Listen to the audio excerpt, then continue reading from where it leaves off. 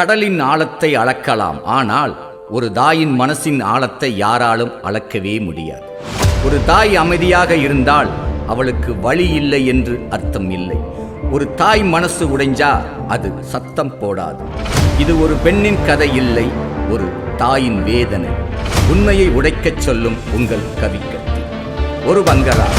அவர் அந்த பங்களாவுக்குள் செல்வது ஒரு சந்திப்பு மட்டுமல்ல, அது ஒரு அரசியலின் அதிர்ச்சி. முதல்ல நீங்க வெளியே போங்க. இந்த சசிகலா இருக்கிற வரைக்கும் அம்மாவோட நிழல கூட யாராலையும் தொட முடியாது. உன்னை பத்தி யார் யாரோ என்னென்னமோ சொன்னாங்க.